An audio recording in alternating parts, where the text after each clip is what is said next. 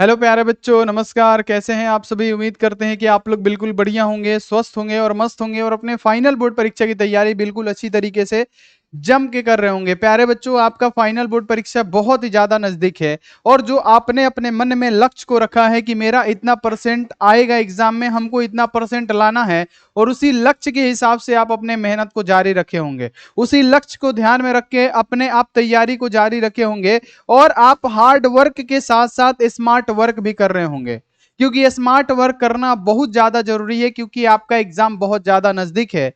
तो बाबू, आप लोग से हमारा यही विनती रहेगा कि मेहनत हम कर रहे हैं और आप भी करिए मेहनत उतना, और उस मेहनत के बदौलत आप अपने लक्ष्य को प्राप्त कर सकते हैं। तो सबसे पहले बात बाबू कि आप लोग बताइए कि आप सभी कैसे हैं, क्या आवाज आप सभी बच्चों के पास जा रहा है, वीडियो की क्वालिटी कैसी है, एक बार आप लोग कंफर्म करिए ताकि आज का क्लास शुरू किया जाए। बाबू, आज की क्लास में हम लोग क्लास 12 फिजिक्स का ऐसे 70 महत्वपूर्ण ऑब्जेक्टिव प्रश्नों को करेंगे जो आपके परीक्षा के लिए काफी ज्यादा महत्वपूर्ण होगा, और इसमें से बहुत सारा प्रश्न आपके फाइनल बोर्ड परीक्षा में हूबहू देखने को मिलेगा। तो सभी बच्चे एकदम रेडी हो जाइए, सभी बच्चे एकदम तैयार हो जाइए आज के लाइव क्लास के लिए। और आज का लाइव क्लास हम लोग शुरू करते हैं। आज की क्लास में हम लोग क्लास 12 फिजिक्स का परीक्षा में लड़ने वाला, यानी एग्जाम में बहुत ज्यादा जिससे प्रश्न पूछे जाते हैं वही वही प्रश्न को कराएंगे। और यह एक टेस्ट के माध्यम से होगा जिसमें 70 ऑब्जेक्टिव क्वेश्चन होगा, और 70 में से आपको बाबू कम से कम 65 सही करना है। बाकी आप कमेंट बॉक्स में बताइएगा कि आपका कितना सही हुआ। तो जितने भी सारे बच्चे हैं चैनल पे पहली बार आए हुए हैं, तो जल्दी से जल्दी आप लोग क्या करिए, चैनल को सब्सक्राइब करके बेल नोटिफिकेशन को ऑल पे दबा दीजिए। साथ में आप लोग अगर लाइक नहीं किए हैं, फटाफट से आप लोग लाइक भी कर दीजिएगा।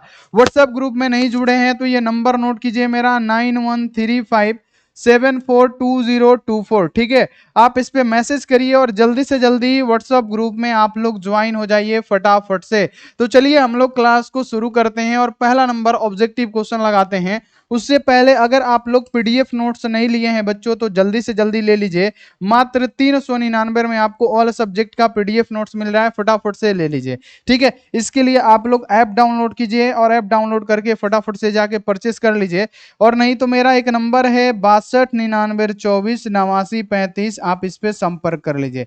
बाबू, एक लाइक आप जरूर करिएगा हमारे मेहनत के लिए। ठीक है, आपको एक लाइक करना है हमारे मेहनत के लिए, और इस चैनल को, इस परिवार को बड़ा बनाना है, क्योंकि ये जो परिवार है सिर्फ मेरा नहीं है, एक आदमी से परिवार नहीं होता है, इसमें 6 लाख से ज्यादा लोग शामिल हैं। तो इस परिवार को और भी आगे बढ़ाना है और इसके लिए आप ही कुछ कर सकते हैं। तो प्लीज सारे बच्चे, मेहनत हम कर रहे हैं और इस परिवार को जोड़ने का काम आपका है। आप लोग इस परिवार को जोड़िए, चैनल को सब्सक्राइब करिए, वीडियो को लाइक करिए और बाबू इस परिवार को आगे बढ़ाइए। बाबू, हम ये क्लास तो ले रहे हैं, जैसे हमने आपको बताया कि हमारा 20 से लेके मतलब 24 तक के बीच कभी भी हमारा ऑपरेशन हो सकता है। ठीक है, और हम आपको बताएंगे कि किस चीज का है, बहुत ही हार्ड है, लेकिन हम अपने चेहरे पे ये सब कुछ लाना नहीं चाहते हैं कि हाँ हमको ये हुआ है वो हुआ है तो हाँ ऐसे ही पड़े रहे। ऐसा मेरा नहीं है, आप कभी भी देखिएगा, आज भी हम हंस के क्लास करवा रहे हैं और जब उधर से लौटेंगे तब भी हमारे चेहरे पे यही मुस्कान होगा और हम हंसते हुए क्लास लेंगे। लेकिन आप लोग दुआ प्रार्थना जरूर करिएगा कि हम बिल्कुल स्वस्थ होकर लौटे। ठीक है, तो चलिए सभी बच्चे क्लास को शुरू करते हैं। बाबू, पहला नंबर ऑब्जेक्टिव क्वेश्चन लगाते हैं। पहला नंबर ऑब्जेक्टिव क्वेश्चन आपके सामने है। पहला नंबर क्वेश्चन है क्या कि ध्रुवण कोण की स्पर्शजया पदार्थ के अपर्तनांक के बराबर होती है। तो ध्रुवण कोण की स्पर्शजया पदार्थ के अपर्तनांक के बराबर होती है, ये कौन सा नियम है? तो आप कहिएगा ये ब्रूस्टर का नियम है, जो कि हमने 2 बार पढ़ा दिया, अभी सब्जेक्टिव में भी हमने पढ़ाया था आपको कि ध्रुवण कोण की स्पर्शजया पदार्थ के अपर्तनांक के बराबर होती है। तो बाबू, पदार्थ का अपर्तनांक क्या है? म्यू इक्वल टू क्या? ध्रुवण कोण की स्पर्शजया यानी 10 IP। और ये नियम कौन सा है? ब्रूस्टर का नियम है कि ध्रुवण कोण की स्पर्शजया पदार्थ को अपर्तनांक के बराबर होती है। इसको हम लोग क्या कहते हैं? ब्रूस्टर का नियम। और ब्रूस्टर का नियम हमारा क्या होगा? राइट आंसर हो जाएगा बी ऑप्शन सही। आगे बढ़िए कि एक माध्यम से दूसरे माध्यम में जाने पर प्रकाश की किरण मुड़ जाती है, और इस मुड़ने की घटना को हम लोग क्या कहते हैं? फटाफट से बता दीजिए कि जब प्रकाश की किरणें एक माध्यम से दूसरे माध्यम में जाती है, तो सबसे पहले हमने क्या बना दिया? एक बाबू अपवर्तक सतह बना दिया, और ऊपर का माध्यम हमने क्या रखा? समझ लीजिए कि ऊपर का माध्यम हमने रखा सघन माध्यम और नीचे का माध्यम रखा हमने विरल माध्यम। तो जब प्रकाश की किरणें सघन माध्यम से या विरल माध्यम से सघन माध्यम में जाती है, तो प्रकाश की किरणें क्या होती है? मुड़ जाती है। मान लीजिए कि ये प्रकाश की किरणें हैं, जिस पे पड़ती है उस पे हम लोग क्या खींचते हैं, अभिलंब खींचते हैं। तो ये हमारा अभिलंब है बाबू, हमने अभिलंब खींच दिया। ठीक है, तो आपको पता है कि जब प्रकाश की किरणें विरल से सघन की तरफ जाएगी तो अभिलंब की तरफ, इसको ऐसे जाना चाहिए, लेकिन ये क्या होगा, अभिलंब की तरफ झुक जाएगी। क्या होगा बाबू, ये अभिलंब की तरफ झुक जाएगा, तो प्रकाश की किरण क्या हो रही है, मुड़ रही है। और इस घटना को क्या कहते हैं प्यारे बच्चों, इस घटना को हम लोग कहते हैं क्या, प्रकाश का अपवर्तन। क्या कहते हैं, प्रकाश का अपवर्तन। इस घटना को हम लोग क्या कहते हैं बच्चों, प्रकाश का अपवर्तन। इस किरण को किधर जाना चाहिए था बच्चों, इस किरण को इधर सीधे निकल जाना चाहिए था, इस किरण को ऐसे सीधे निकल जाना चाहिए था, लेकिन ये किरणें क्या हो गई, इधर मुड़ गई। तो प्रकाश को याद रखना है कि जब प्रकाश एक माध्यम से दूसरे माध्यम में जाता है तो ये क्या होता है, किरणें मुड़ जाती है, और इस मुड़ने की घटना को ही हम लोग क्या कहते हैं बाबू, अपवर्तन कहते हैं। तो प्रकाश का अपवर्तन राइट आंसर। चलिए आगे बढ़िए कि किसी वस्तु पर आवेश का न्यूनतम मात्रा कम नहीं हो सकता है। मान लेते हैं प्यारे बच्चों की ये हमारा दो वस्तु है, ठीक है, दो वस्तु है। अब ये दो वस्तुएं कौन कौन सी है, हम आपको बता देते हैं कि दो वस्तु है, ठीक है। और दो वस्तु में मान लेते हैं कि जितना इस पे 4 गो धन आवेश है, हमने 4 गो धन आवेश बना दिया, और 4 को क्या है, इसमें ऋण आवेश है। ऋण आवेश के लिए पेन चेंज कर ले, अच्छा दिखेगा। इसमें क्या है, 4 गो ऋण आवेश है, ठीक है। उसी प्रकार से हमने क्या किया, एक उदासीन वस्तु और बना दिया जिसपे धन आवेश ऋण आवेश इक्वल रहते हैं, उसे हम लोग उदासीन वस्तु कहते हैं। तो जब हम इसको क्या करेंगे बच्चों, घर्षण कराएंगे, तो घर्षण कराएंगे तो मान लीजिए कि पहले से इसमें क्या है, पहले से इसमें आप कहिएगा गुरुजी इसमें से पहले से 4 गो कितना है, धन आवेश है, तो 4 गो हमने क्या किया, धन आवेश बना दिया, ठीक है। और इसमें ऋण आवेशों की संख्या कितनी है, तो ऋण आवेशों की संख्या 4 है, तो हमने क्या किया, 4 गो ऋण आवेश बना दिया। तो ये पहला ऋण आवेश, दूसरा, तीसरा, चौथा। जब हम इसको घर्षण करेंगे तो मान लीजिए कि 3 गो जो इलेक्ट्रॉन है यानी 3 गो ऋण आवेश इसमें आ गया, 1 2 3, 3 गो ऋण आवेश निकल गया। तो बाबू मान लेते हैं कि बाबू कितना ऋण आवेश निकला, 3 गो। हो सकता है कि एक भी निकले, क्योंकि जितना आप उसको रगड़िएगा उतना इलेक्ट्रॉन को ऊर्जा मिलेगा, वो क्या करेगा, अपना कक्षा छोड़ के निकलेगा। तो इसमें क्या बचा, 4 गो धन आवेश बचा, और 4 गो ऋण आवेश में से चला गया है तो 1 गो ऋण आवेश बचा। यानी मिनिमम इसमें से कितना इलेक्ट्रॉन आ सकता है, तो आप कहेगा मिनिमम 1 इलेक्ट्रॉन भेजा जा सकता है, मिनिमम। अब ऐसा थोड़ी है कि आधा इलेक्ट्रॉन गया, कम से कम 1 हो जाएगा, 2 हो जाएगा, 3 हो जाएगा। 1 इलेक्ट्रॉन का मान कितना होता है, 1.6 गुणे 10 के पावर -19 कूलम्ब होता है। तो बताइए ये वाला ऑप्शन कहां पे है जी, तो ये वाला जो ऑप्शन है ना आपको साफ दिख रहा होगा ए ऑप्शन में, तो ए ऑप्शन हमारा राइट आंसर हो गया। चलिए आगे बढ़ जाइए कि एक उत्तल लेंस की क्षमता 2 डायोप्टर है, तो इसकी फोकस दूरी क्या होगी, 2025 में क्वेश्चन आया हुआ है। एक उत्तल लेंस की क्षमता P इक्वल टू कितना दिया हुआ है, 2 डायोप्टर दिया हुआ है। P इक्वल टू 2 डायोप्टर दिया हुआ है, तो इसकी फोकस दूरी F इक्वल टू क्या होगी। तो बाबू फोकस दूरी का सूत्र क्या होता है, आपको पता है कि P इक्वल टू क्या होता है, 100 बटे में F डायोप्टर सेंटीमीटर के लिए होता है, तो सारा जगह सेंटीमीटर है तो सेंटीमीटर। तो यहां से फोकस दूरी निकालेंगे तो क्या होगा, 100 बटे में P हो जाएगा। तो ऊपर में 100 है तो 100, अब P है तो P का वैल्यू कितना है जी, 2 डायोप्टर है, तो हम लोग क्या लिखेंगे, 2 डायोप्टर। जब हम इसको बच्चों कटाएंगे तो क्या होगा, 50 सेंटीमीटर इसकी फोकस दूरी निकल जाएगी। तो कितने सारे बच्चों का 50 सेंटीमीटर फोकस दूरी आया हुआ है, जल्दी जल्दी बताइए। और कॉपी पेन पे आप लोग लिखते चलिएगा 1 2 3 कितना आपने सही किया। अगला, सामान्य मतलब स्वस्थ मनुष्य के शरीर का विद्युत प्रतिरोध कितना होता है। बाबू एक स्वस्थ मनुष्य है, एक हेल्दी मनुष्य है, इसके शरीर का विद्युत प्रतिरोध कितना होता है। तो एक हेल्दी मनुष्य है ना, उस हेल्दी मनुष्य के शरीर का विद्युत प्रतिरोध जो होता है 10,000 ओम होता है। कितना बच्चों, 10,000 ओम होता है। देखिए ये ऑप्शन कहां पे है, बी ऑप्शन में है, और बी ऑप्शन हमारा सही हो गया। चलिए कि नाभिकीय घनत्व का क्रम क्या होगा, तो इसके लिए ट्रिक बना देते हैं कि जिसके पावर में 10 के पावर क्या रहे बच्चों, 17 रहे। बाकी ये चैप्टर पढ़ाएंगे तो सारा चीज डिटेल में पढ़ाएंगे कि नाभिकीय घनत्व का क्रम क्या होता है। तो जिसके पावर में 10 के पावर 17 क्या रहता है, किलोग्राम प्रति मीटर क्यूब, क्योंकि घनत्व को मीटर क्यूब में मापा जाता है। तो 10 के पावर 17 किलोग्राम प्रति मीटर क्यूब हमारा बच्चों राइट आंसर हो जाएगा, जो कि बी ऑप्शन हमारा सही हो जाएगा। आगे बढ़िए कि समान प्रतिरोध एन वाले प्रतिरोध को पहले किस में जोड़ा जा रहा है बाबू, श्रेणी क्रम में, फिर इसे समानांतर क्रम में जोड़ा जाता है। जैसे जैसे क्वेश्चन कहेगा वैसे वैसे समान प्रतिरोध वाले एन प्रतिरोध को पहले श्रेणी क्रम में। श्रेणी क्रम का फॉर्मूला क्या होता है, आर इक्वल टू क्या होता है, R1 plus R2 plus R3। तो यहाँ पे हम लोग क्या लिखेंगे, आर इक्वल टू क्या होगा बच्चों, तो हमारा हो जाएगा क्या, R1 प्लस R2 अब प्लस यहाँ पे क्या हो R3, कितना R3, लेकिन कितना जोड़ना है प्यारे बच्चों, n प्रतिरोध जोड़ना है, तो डॉट डॉट डॉट हमने क्या किया, n प्रतिरोध जोड़ दिया। तो बाबू यहां से R का मान निकालेंगे श्रेणी क्रम का, R अगर हम कॉमन लेंगे तो सब में 1 2 3 बचेगा और यहाँ पे क्या होगा n रहेगा, तो डायरेक्ट बाबू जगह बचाने के लिए हम लोग क्या लिख सकते हैं, NR निकला किस में, श्रेणी क्रम में। अब बाबू अगर हम समानांतर क्रम का निकालें तो 1 बटा में R इक्वल टू क्या होता है, 1 बटा में R1 प्लस 1 बटे में R2 प्लस 1 बटे में R3, और ये कितना होगा प्यारे बच्चों, तो n प्रतिरोध जोड़ेंगे तब, है ना, n प्रतिरोध क्योंकि बोला गया है डॉट डॉट कितना n जोड़ना है, तो 1 बटे में R इक्वल टू क्या होगा, ऊपर n बटे में क्या होगा R हो जाएगा, यानी R का वैल्यू निकालेंगे तो R इक्वल टू क्या होगा, R बटे में n हो जाएगा।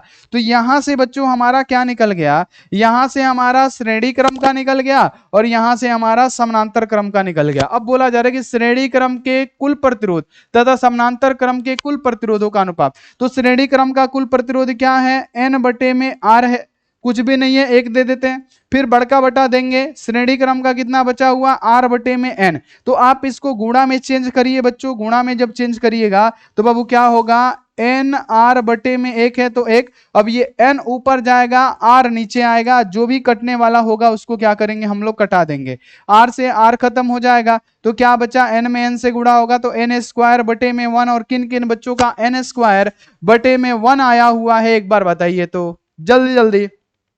चलिए आगे बढ़िए कि विद्युत या चुंबकीय क्षेत्र निम्न में से किसे त्वरित नहीं करता है, जल्दी जल्दी राइट आंसर बता दीजिए कि विद्युत क्षेत्र और चुंबकीय क्षेत्र किसे त्वरित नहीं करता है, तो अल्फा पार्टिकल, क्योंकि अल्फा पार्टिकल क्या होता है, हीलियम का नाभिक होता है, इससे त्वरित नहीं करता है।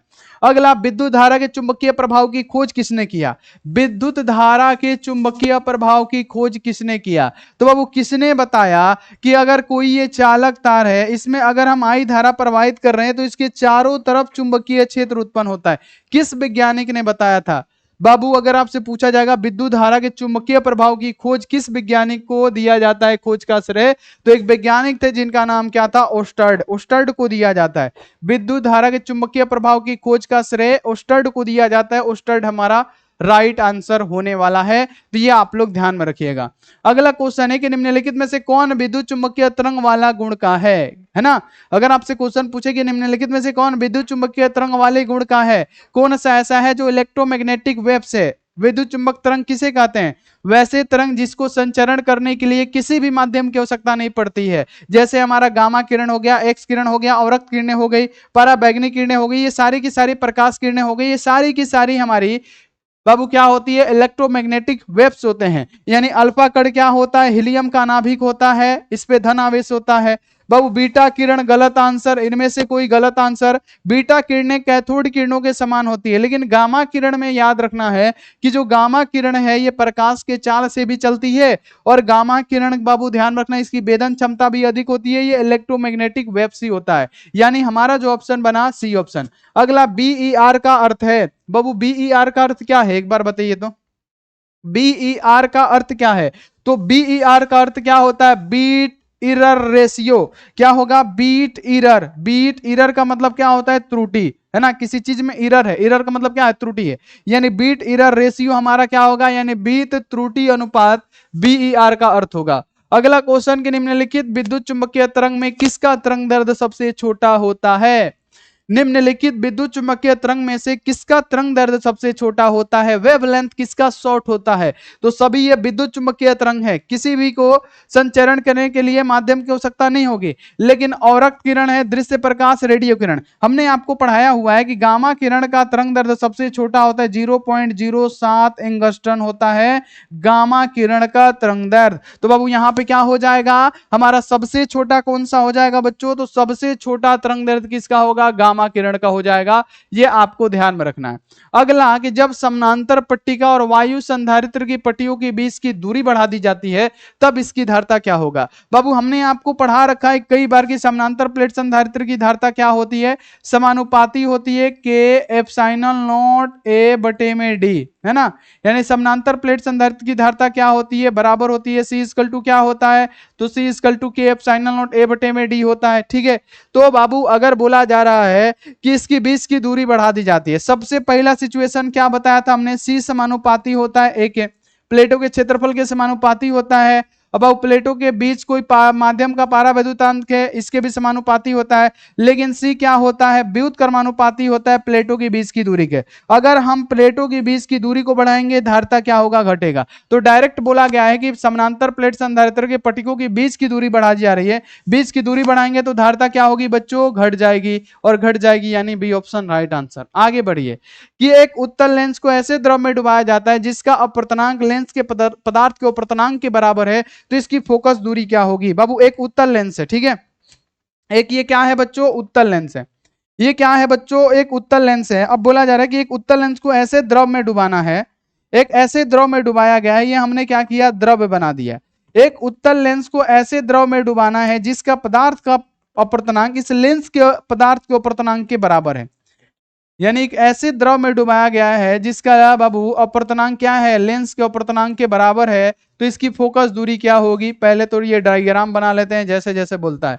बोला गया है कि एक लेंस को किसी द्रव में डुबाया जाता है जिसका अपवर्तनांक लेंस के अपवर्तनांक के, मतलब जिसका अपवर्तनांक पदार्थ के अपवर्तनांक, यानी लेंस का अपवर्तनांक जितना है उतना ही इस माध्यम का भी अपवर्तनांक है। एक्चुअल में अगर हम मान लें कि इस लेंस का अपवर्तनांक मान लेते हैं 1.5 है, तो इस माध्यम का भी जो पानी है इसका भी अपवर्तनांक क्या होगा, 1.5 होगा। तो जब हम 1.5 और 1.5 को भाग देंगे तो क्या होगा, 1 ही आएगा।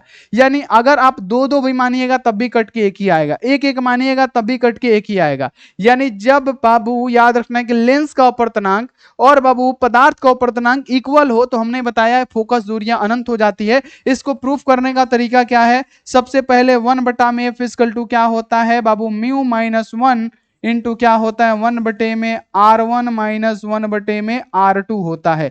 बच्चों हमको फोकस दूरी निकालना है, 1/f क्या होगा, म्यू का मान 1 होगा। जितना भी माध्यम रखिए कट के क्या आएगा, 1 आएगा। अब -1 कर दीजिए और इसमें बाबू 1/में R1 माइनस क्या लिखेंगे, 1/R2 लिखेंगे। अब बाबू 1/में f क्या होगा, एक में से एक जाएगा क्या होगा, 0। अब यहाँ पे क्या होगा, 1/में R1 - 1/R2। आपको पता है 0 में किसी भी चीज से आप गुणा कराइएगा बच्चों तो हमारा क्या होता है, 0 ही आता है। यानी 1/में f क्या होगा, 0 हो जाएगा। हमसे फोकस दूरी पूछा है तो फोकस दूरी f क्या होगा, 1/में 0 हो जाएगा। क्या होगा, 1/में 0। चूंकि यहां पे लिखिएगा कि 1/में 0 क्या होता है, इन्फिनाइट। यानी फोकस दूरी क्या हो जाएगा, अनंत हो जाएगा। इसी को हमने प्रूफ किया और बार बार प्रूफ किए, बहुत ज्यादा बार प्रूफ किए, लेकिन अगला बार से डायरेक्ट आंसर बताएंगे, ठीक है। फोकस दूरी क्या हो गई, अनंत हो गई। और अनंत कौन से ऑप्शन में है, बी वाला ऑप्शन में। अगला कि न्यूट्रॉन की खोज का श्रेय निम्नलिखित में से किसे दिया जाता है। न्यूट्रॉन के खोज का श्रेय निम्नलिखित में से किसे दिया जाता है। तो न्यूट्रॉन के खोज का श्रेय दिया जाता है बाबू चैडविक जी को, और ये आप लोग ध्यान में रखिएगा। आगे बढ़ जाइए कि हमारे पास 3 बल्ब है, कितना, 60 वाट, 40 वाट और 100 वाट। इनमें से सबसे कम प्रतिरोध किसका होगा, है ना। 60 वाट, 40 वाट और 100 वाट का हमारे पास बल्ब है, तो इसमें सबसे कम प्रतिरोध कितना होगा, किसका होगा। तो हमने आपको बताया कि जितना ज्यादा वाट का बल्ब उतना कम प्रतिरोध। तो जितना ज्यादा वाट का बल्ब, सबसे ज्यादा वाट का बल्ब कौन है, 100 वाट, तो इसका रेसिस्टेंस भी क्या होगा, सबसे कम होगा। चलिए आगे बढ़िए कि किरचॉफ का प्रथम नियम। किरचॉफ का प्रथम नियम क्या कहता है कि विद्युत परिपथ की किसी संधि पे आने वाली जाने वाली सभी धाराओं का बीजगणितीय योग क्या होता है, शून्य, यानी सिग्मा = 0। और किरचॉफ का द्वितीय नियम सिग्मा IR = E क्रमशः आधारित है। तो बाबू आपको हमने बताया कि ये जो प्रथम होता है, प्रथम किस पे है, आवेश संरक्षण पे है, आवेश संरक्षण के सिद्धांत पे कार्य करता है। ये जो दूसरा होता है ये क्या होता है, ऊर्जा संरक्षण के सिद्धांत पे कार्य करता है। तो पहला आवेश, दूसरा ऊर्जा। आवेश संरक्षण, संवेग संरक्षण, गलत आंसर। ऊर्जा संरक्षण, आवेश संरक्षण नहीं। बाबू याद रखना कि प्रथम हमारा आवेश होगा, दूसरा ऊर्जा होगा, तो ये वाला ऑप्शन मत मारिएगा। पहला हमारा आवेश संरक्षण और दूसरा हमारा ऊर्जा संरक्षण, यानी डी ऑप्शन हमारा सही आंसर हो जाएगा। अगला क्वेश्चन है कि यदि I1, I2 एवं I3 क्रमशः अल्फा, बीटा, गामा है तो इसकी आयनन क्षमता क्रम क्या होगा।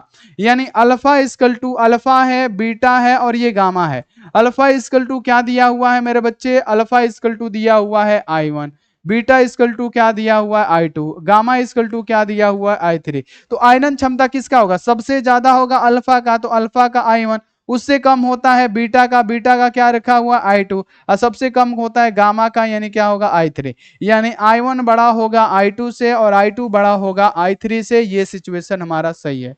आगे बढ़िए कि इनमें से गामा किरण का तरंग लंबाई कितना होता है। बाबू प्लीज सपोर्ट करिए हमको, वीडियो को शेयर करिए, भागिए मत, और वीडियो को लाइक कर दीजिए, है ना, लाइक एक बार कर दीजिए। आपको पता है कि हम कहाँ पे हैं, लेकिन फिर भी आपके लिए इतना तो करके गए हैं कि आपका एग्जाम है तो आपका क्लास ना छूटे। भले ही रिकॉर्डेड क्लास आपका लिए हैं, लेकिन इतना तो करके जा रहे हैं कि आपका क्लास तो ना छूटे कम से कम 15 दिन,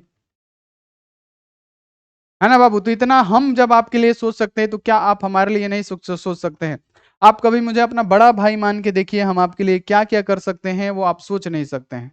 ठीक है, चलिए हम अब आगे बढ़ते हैं क्या कि इनमें से गामा किरण का तरंग लंबाई कितना होता है। तो गामा किरण का उच्च वेदन क्षमता होता है, और उच्च वेदन क्षमता का कारण क्या है, इसका कम तरंग दैर्ध्य, और कम तरंग दैर्ध्य का मतलब क्या, 0.07 एंगस्ट्रम। आगे बढ़िए कि अर्ध आयु टी हाफ एवं 6 नियतांक में संबंध क्या होगा। तो अर्ध आयु क्या होता है प्यारे बच्चों, टी हाफ, यानी टी हाफ का मान आपको पता है, और 6 नियतांक में संबंध क्या होता है, 0, याद रखना है 0.693 बटे में क्या होगा, लेमडा। इसे आप लोग ध्यान में रखिएगा, जब चैप्टर कराएंगे हम आपको करा देंगे। ठीक है, आगे बढ़ जाइए कि प्रथम नाभिकीय अभिक्रिया किसके द्वारा दी गई। यानी प्रथम नाभिकीय अभिक्रिया किसके द्वारा दी गई, कि प्रथम नाभिकीय अभिक्रिया के बारे में पूछेगा कि प्रथम नाभिकीय अभिक्रिया किसके द्वारा दी गई। तो बाबू रदरफोर्ड के द्वारा दी गई, और ये रदरफोर्ड ने कब दिया, तो 1919 में दिया। ये भी आपको ध्यान में रखना है कि प्रथम नाभिकीय अभिक्रिया किसने दिया, रदरफोर्ड साहब ने दिया 1919 में। ठीक है, आगे बढ़ जाइए कि दशमलव अंक पद्धति में 27 का द्विआधारी तुल्यांक क्या होगा। बाबू सिंपल सा किसका पूछा गया है, 27 का पूछा गया है। 27 का द्विआधारी तुल्यांक निकालिए। दो का पहाड़ा कितना बार पढ़िएगा, 27 आएगा। तो 13 बार पढ़िएगा तो 26 आएगा, एक जोड़ दीजिएगा हो जाएगा 27। फिर दो का पहाड़ा कितना बार पढ़िएगा कि 13 आएगा, तो 2 छक 12, लेकिन एक जोड़िएगा हो जाएगा 13।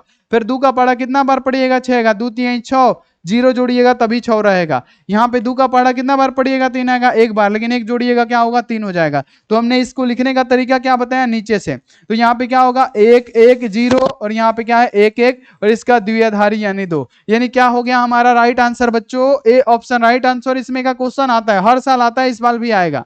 ठीक है, चलिए प्रकाश फोटोन की ऊर्जा क्या है। प्रकाश जो होता है हमारा फोटोन के बंडलों के रूप में चलता है, और इसकी जो ऊर्जा होती है, प्रकाश फोटोन की जो ऊर्जा होती है, ऊर्जा की बात करें तो कितना होता है, एच न्यू होता है, और एच न्यू हमारा क्या होगा, राइट आंसर हो जाएगा, ध्यान रखिएगा। चलिए आगे बढ़िए कि थोरियम है जिसका परमाणु क्रमांक 90, परमाणु द्रव्यमान क्या है, 230 है। तो परमाणु में न्यूट्रॉनों की संख्या क्या होगी। बाबू परमाणु के नाभिक में क्या रहता है, न्यूट्रॉन और प्रोटॉन का समान संख्या रहता है, और न्यूट्रॉन प्रोटॉन ही कितना होते हैं बाबू, इन्हीं को क्या कहते हैं, न्यूट्रॉन और प्रोटॉन के योग को परमाणु द्रव्यमान कहते हैं। यानी याद रखना है कि न्यूट्रॉन प्लस प्रोटॉन का बाबू कितना दिया हुआ है, 230 दिया हुआ है, तो 230 दे देंगे। अब बाबू इसमें न्यूट्रॉनों की संख्या पूछा गया है कि आप न्यूट्रॉनों की संख्या निकालिए। तो बाबू आपको प्रोटॉन की संख्या पता रहेगा तब तो जितना परमाणु क्रमांक होता है, जितना जेड होता है, जेड कितना दिया हुआ है, 90 दिया हुआ है, उतना ही क्या होगा, परमाणु क्रमांक होगा। यानी 90 को क्या होगा, प्रोटॉन की भी संख्या होगी। यानी क्या होगा, न्यूट्रॉन निकालना है, यहाँ पे प्रोटॉन का मान 90 इक्वल टू क्या होगा, 230, है ना, 230, 330 लिख दिए जी, 230। अब बाबू क्या होगा कि न्यूट्रॉन की संख्या निकालना है, तो 230 में से क्या करिए, 90 घटा दीजिए, तो न्यूट्रॉन की संख्या 140 को निकल जाएगा। ये हमारा राइट आंसर। तो 140 कौन से ऑप्शन में है, बी वाला ऑप्शन में है, और ये हमारा सही हो जाएगा बच्चों, याद रखिएगा। ठीक है, ठीक है। या तो अब आप तो इसको ऐसे बना सकते हैं, या आप डायरेक्ट अगर कोई भी देना, थोरियम यूरेनियम कोई भी है ना, यूरेनियम का भी दे तब भी निकाल सकते हैं, 92,235। आप क्या करिएगा कि डायरेक्ट ऊपर वाला से नीचे वाला घटा दीजिएगा, 230 में से 90। अगर यूरेनियम का दे 92,235, तो क्या करिएगा, 235 में से 92 को घटा लीजिएगा।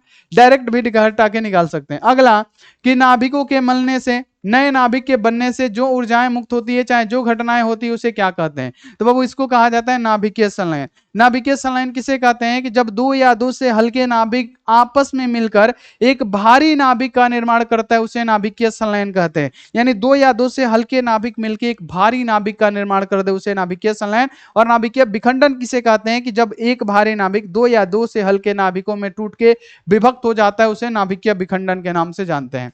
यानी नाभिकीय संलयन हो होगा ना, क्योंकि दो या दो से अधिक नाभिक क्या हो रहा है, आपस में संयोग करके एक नया नाभिक बना रहा है। अगला, समानांतर प्लेट संधारित्र की धारिता कई बार बता चुके हैं, C इक्वल टू क्या होता है, K एप्सिलॉन नॉट A बटे में क्या होता है D। अब K इक्वल टू हम लोग क्या लिख सकते हैं, ER लिख सकते हैं, तो क्या होगा ER E नोट A बटे में K, ये भी हो सकता है।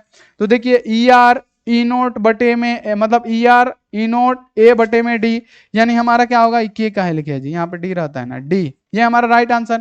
आगे कि न्यूट्रॉन के नाभिक में रहता है, बाबू न्यूट्रॉन है, न्यूट्रॉन का परमाणु क्रमांक 7।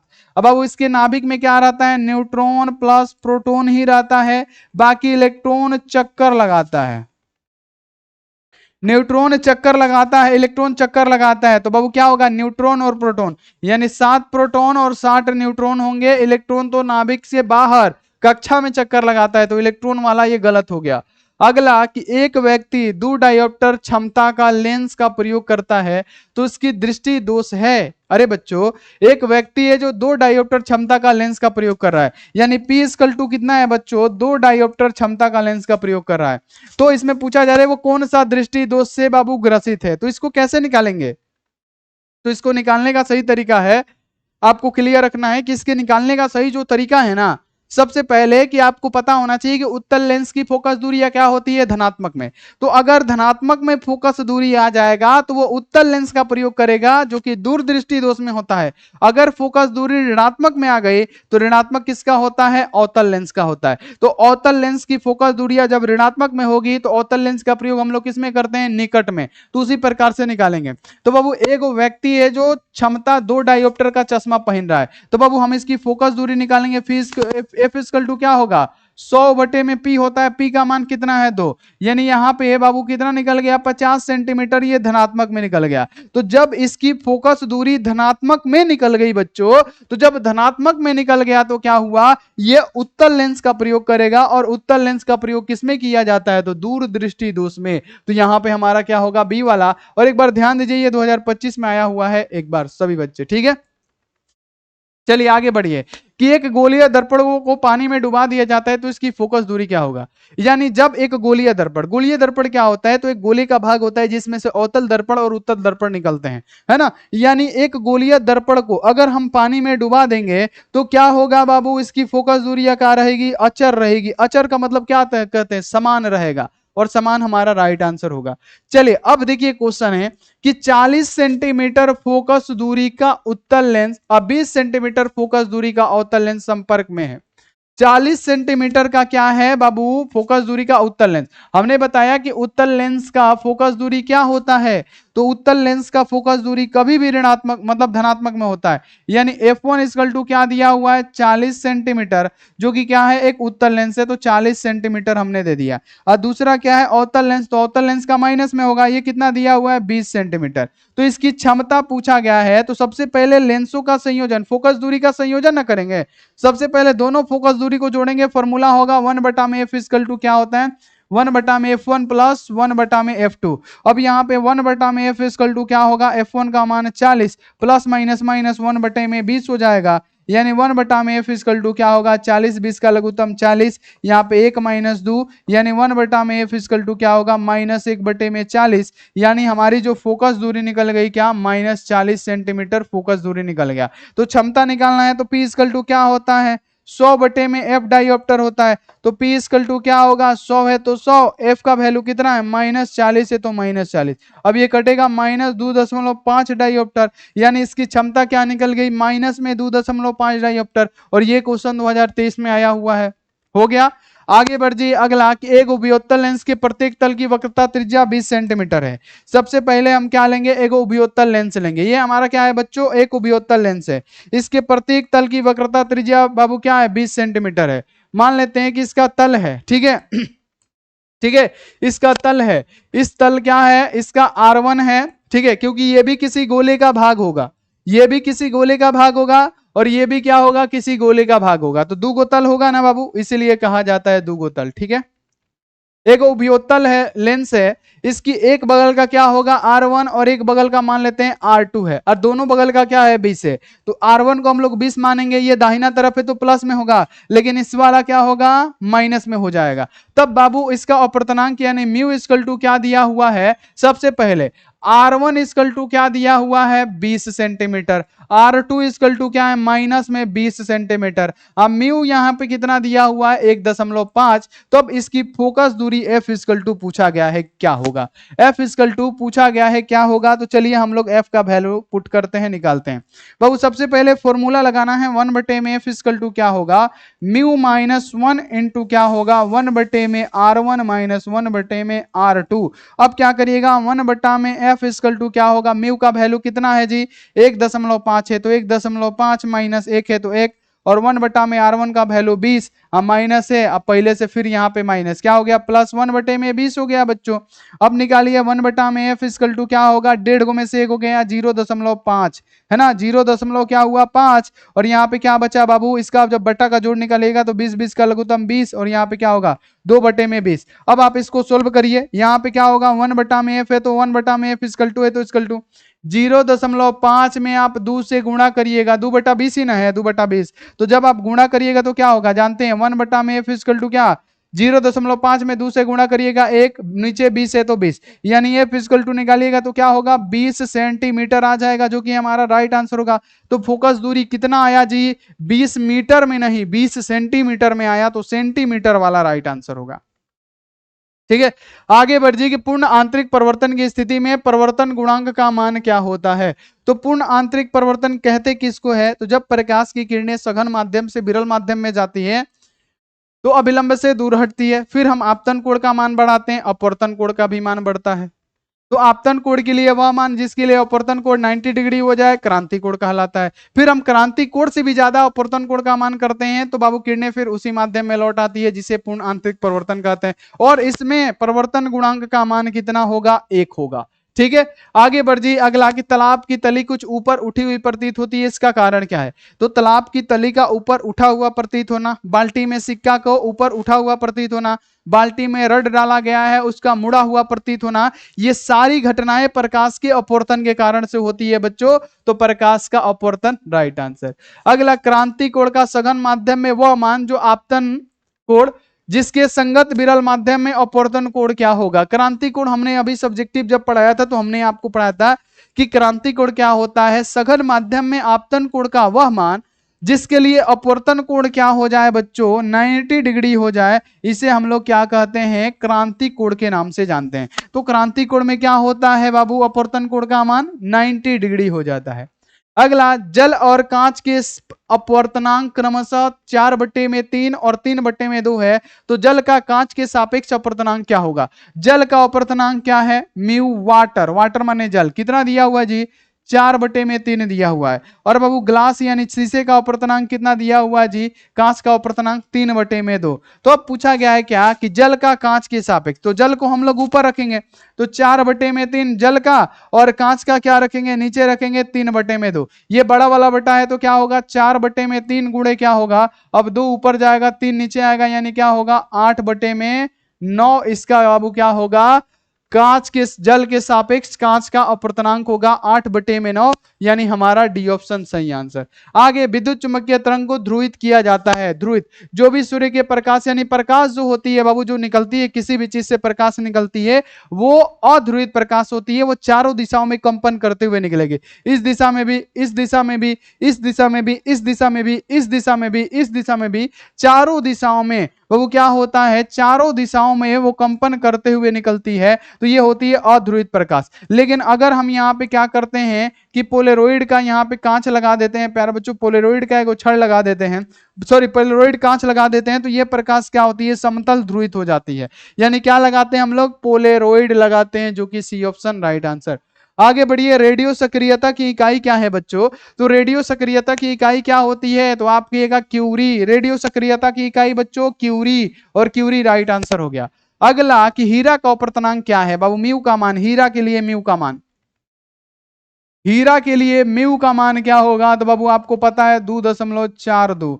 हीरा के लिए म्यू का मान क्या होगा? 2.42, जो कि ऑप्शन नंबर कितना है बच्चों? सी ऑप्शन में है। प्लीज सपोर्ट करिए, हम जब आपके लिए इतना करके जा रहे हैं तो आपका भी कर्तव्य है कि हम आप सर के लिए करें। जब हम आपके लिए इतना सोच के जा रहे हैं बिना पैसे का, बिना किसी भी चीज का, फ्री में, तो आप हमारे लिए इतना नहीं सोच सकते बाबू। वीडियो को शेयर करिए, वीडियो को लाइक करिए। हम तो ये नहीं देखने जा रहे कि कितना लाइक हुआ, कितना बच्चे हैं, कितना नहीं है, लेकिन बस इतना तो हम जानते हैं कि आप लोग छोड़ के चले जाते हैं, चाहे हम किसी भी परिस्थिति में हो। ये बहुत गलत है।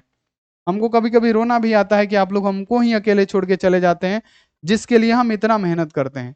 आगे बढ़िए कि प्रकाश का वेग महत्तम होता है। तो बाबू प्रकाश का वेग महत्तम होता है किसमें? तो प्रकाश का वेग महत्तम होता है बाबू सबसे पहले हवा में। हवा में प्रकाश का चाल कितना होता है? 3 × 10⁸ मीटर पर सेकेंड होता है। ठीक है। शीशा की बात करें, शीशा में सबसे कम होता है 2 × 10⁸ मीटर पर सेकेंड होता है। निर्वात में बात करें तो वायु के चाल से चलता है, यानी 3 × 10⁸ मीटर पर सेकेंड होता है। और पानी की बात करें तो 2.5 × 10⁸ मीटर पर सेकेंड होता है। तो बच्चों हम लोग क्या कहेंगे, किसका तेज होगा? तो हम लोग बाबू किसका ध्यान रखेंगे? हम रखेंगे निर्वात का, क्योंकि निर्वात में कुछ भी नहीं होता है और निर्वात में ही प्रकाश का चाल को तेज माना जाता है। आगे बढ़िए कि यदि किसी लेंस की फोकस दूरी f मीटर हो तो इसकी क्षमता क्या होगी? क्षमता आपको पता है ना, P = 1/f डायोप्टर, क्योंकि मीटर में है। अगर रहेगा f सेंटीमीटर हो तो हम कहेंगे P = 100/f डायोप्टर। देखिए यहाँ पे मीटर दिया है तो P = 1/f डायोप्टर। बाबू ध्यान में रखना है, अगर सेंटीमीटर रहता है यहाँ पे तब 100/f करते हैं, ध्यान रखिएगा। मीटर में है तो 1/f डायोप्टर, अगर सेंटीमीटर में रहता तब ऑप्शन ये मारिएगा बाबू। ये सब ध्यान रखने वाली चीज है। आगे बढ़िए कि एक खगोलीय दूरबीन की लंबाई 16 सेंटीमीटर है। बच्चों हमने खगोलीय दूरबीन की लंबाई आपको पढ़ा रखा है, L = क्या होता है? FO प्लस क्या होता है? FE होता है। यानी L का वैल्यू कितना दे रखा है? 16 सेंटीमीटर = क्या है? FO प्लस FE है। ठीक है। अब बोला जा रहा है क्या कि इसकी आवर्धन क्षमता 3 है। आवर्धन क्षमता M = क्या होता है? आप बताइए। FO/FE होता है तो FO/FE। आवर्धन क्षमता 3 दिया हुआ है, 3 = क्या होगा? FO/FE। तो यहां से अगर हम FO का मान निकालेंगे तो क्या होगा? 3FE हो जाएगा। अब क्या करेंगे कि इस FO के जगह पे ये FE वाला मान धरेंगे, तो 16 है तो 16, FO के जगह पे कितना? 3FE है, तो हम क्या रखेंगे? 3FE लिख देंगे, प्लस यहाँ पे FE है तो FE, यानी 16 = 3 गो FE, गो FE, को गो FE, 4 गो FE है, यानी FE का मान निकालेंगे तो क्या होगा? 4। FE का मान कितना निकल गया? 4। बाबू क्या निकल गया? 4 निकल गया FE का मान। तो जब FE का मान बच्चों 4 निकल गया, जब FE का मान कितना निकल गया? 4 निकल गया, तो प्यारे बच्चों अब यहां पे हम लोग क्या करेंगे? 4 लिखेंगे तो 4 तिहाई 12 ना हो जाएगा जी, है ना। अगर हम FE का मान, बाबू ध्यान में रखना है कि अगर हम इसमें FE का मान रखते हैं तो देखिए यहां पे क्या है, सिंपल सा ध्यान रखिएगा। 16 है तो 16 = है तो FO प्लस क्या है? FE है। तो अगर हम FE का वैल्यू हमारा निकल गया है 4, तो 16 = क्या होगा? FO माइनस क्या होगा? 4, है ना, यानी क्या होगा? सॉरी, +4 होगा तो +4। तो बाबू अगर हम यहां से FO का वैल्यू निकालेंगे तो FO = क्या है? 16 है तो 16, इसमें से 4 घट जाएगा, यानी FO = क्या निकल जाएगा? 12। यानी हमारा क्या निकला? FE = कितना निकला? 4, FO = कितना निकला? 12। अरे बच्चों देखिए 4 और 12 कहीं पे दिख रहा है? बिल्कुल, यहां पे हमारा ए ऑप्शन सही आंसर। अगला, एक गोलीय दर्पण को पानी में डुबा दिया जाता है तो इसकी फोकस दूरी क्या होगी? तो जब गोलीय दर्पण को पानी में डुबाया जाता है तो फोकस दूरी में कोई भी परिवर्तन नहीं होता है, अचर रहता है। अगला, किस रंग का तरंग दैर्ध्य सबसे कम होता है? तो सबसे कम तरंग दैर्ध्य किसका होगा? तो ध्यान में रखना है कि सबसे कम तरंग दैर्ध्य होता है बैगनी रंग का तरंग दैर्ध्य कम। सबसे कम पूछे बैगनी रंग, और सबसे ज्यादा पूछे बच्चों कि सबसे ज्यादा किसका होता है? तो लाल रंग का होता है। हमसे कम पूछा है तो आंसर क्या होगा? बैगनी। अगला, 2 डायोप्टर और -3.5 डायोप्टर के लेंस संपर्क में है तो संयोजन की क्षमता क्या होगी? बाबू डायरेक्ट क्या करेंगे, क्षमता कैसे निकाला जाता है? P = क्या होता है? P1 + P2 Pn, यानी P = क्या होगा? P1 का वैल्यू 2 रेखा है, प्लस प्लस है तो प्लस, और P2 का वैल्यू -3.5, यानी P = क्या होगा? -3.5 में से 2 को जाएगा तो क्या होगा? माइनस में 1.5 हो जाएगा। ये आप लोग ध्यान में रखिएगा, माइनस में 1.5 डायोप्टर, माइनस में 1.5 डायोप्टर हमारा राइट आंसर। अगला, एक एलसीआर परिपथ में अनुनाद प्रस्तुत होता है। तो बाबू हमने क्या कहा था कि एलसीआर परिपथ में अनुनाद प्रस्तुत कब होगा? जब प्रेरकीय प्रतिघात धारतीय प्रतिघात के बराबर होगा। जब बाबू एक्सएल बराबर होगा क्या? एक्सी के। एक्सएल इक्वल टू क्या होता है? Omega L. X equal to क्या होता है? 1 में ओमेगा सी। यानी जब ओमेगा एल बराबर होगा ओमेगा सी के, तो बाबू यहाँ पे क्या होगा? तो व्यंजकों का योग क्या होता है? तो ओमेगा, यानी बाबू क्या होगा? ओमेगा एल इक्वल टू क्या होगा? 1 में होगा, ओमेगा सी होगा। यही ना ऑप्शन है हमारा राइट आंसर। अगला, प्रतिवर्ती धारा परिपथ में आई, है ना, प्रतिवर्ती धारा परिपथ में यदि धारा आई और वोल्टेज और बीच का कलांतर क्या हो? अल्फा हो, तो वाटहीन। कभी भी बाबू वाटहीन धारा पूछे ना तो आप कहिएगा आई साइन अल्फा हो जाएगा, वाटहीन के लिए आई साइन अल्फा हो जाएगा, ध्यान रखिएगा। अगला, किसी प्रतिवर्ती धारा परिपथ में धारा एवं विभवांतर के बीच का कलांतर फाई है और शक्ति गुणांक पूछेगा तो कॉस फाई। कई बार क्वेश्चन पूछा गया है, कभी भी शक्ति गुणांक पूछता है कॉस फाई पे टिक करना है। अब देखिए, प्रतिवर्ती विद्युत धारा का शिखर मान, शिखर मान को हम लोग क्या कहते हैं? बहु प्रतिवर्ती धारा का तत्कालिक मान क्या होता है? I equal to I not जो होता है शिखर मान, और ये क्या होता है? साइन ओमेगा टी, तो ओमेगा टी। ठीक है, तो इसमें शिखर धारा आई नॉट इक्वल टू कितना दिया हुआ है बाबू? शिखर धारा क्या दिया हुआ? आई नॉट। यहां पे हम लोग देते हैं क्या? शिखर, शिखर मान कितना दिया हुआ है? आई नॉट दिया हुआ है। ठीक है, तब इसका वर्ग माध्य मूल मान, वर्ग माध्य मूल मान का मतलब क्या? आई आर एम एस, ये कितना होता है? आई नॉट बटे में √2 होता है। तो बच्चों यहाँ पे क्या बोला गया है कि शिखर मान और वर्ग माध्य मूल मान का अनुपात। तो शिखर मान हमारा क्या है? आई नॉट है, कुछ भी नहीं है तो बटा 1 है। फिर बटा वर्ग माध्य मूल मान क्या होता है? आई नॉट बटे में √2 होता है। अब आप निकालिए, इधर आई नॉट बटे में 1 है तो 1, और इधर क्या होगा? यहाँ पे हो जाएगा क्या, है ना, आई नॉट बटे में √2 होता है ना। तो अब हमारा क्या होगा? ऊपर में √2 जाएगा, ठीक है, ये नीचे वाला ऊपर जाता है, फिर क्या होगा? आई नॉट हमारा नीचे आ जाएगा, आई नॉट से आई नॉट कट जाएगा, क्या होगा? √2 बटे 1 या √2 हमारा राइट आंसर हो जाएगा।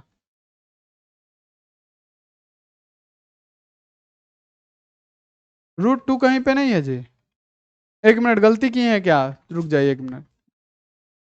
कि यदि प्रतिवर्ती धारा का शिखर मान आई नॉट है और वर्ग माध्य मूल मान का अनुपात क्या होगा?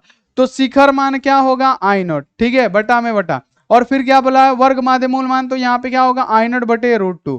तो हम निकालेंगे तो क्या होगा? आई नॉट बटे में 1, और गुणा में करेंगे तो क्या होगा? √2 बटे में क्या होगा? आई नॉट हो जाएगा। बदलेगा ना जी, तो ये आई नॉट से आई नॉट कट जाएगा, √2 ना होगा जी, आई नॉट बटे √2 क्यों दे रहा है? सिर्फ √2 होगा यहाँ पे, गलती दिया हुआ आंसर। कि प्रतिवर्ती धारा का शिखर मान आई नॉट और इसका वर्ग माध्य मूल मान का अनुपात क्या होगा? तो आई नॉट को हम लोग ऊपर रखेंगे, ठीक है, और वर्ग माध्य मूल मान का क्या होता है? आई नॉट बटे √2 होता है। √2 ऊपर जाएगा और आई नॉट नीचे आएगा, तो आई नॉट से आई नॉट कट जाएगा ना बच्चों, सिर्फ √2 होगा। तो यहाँ पे कोई ऑप्शन दिया नहीं है, यहाँ पे गलती से क्या करेंगे? √2 लिख देंगे, यही आंसर हो जाएगा।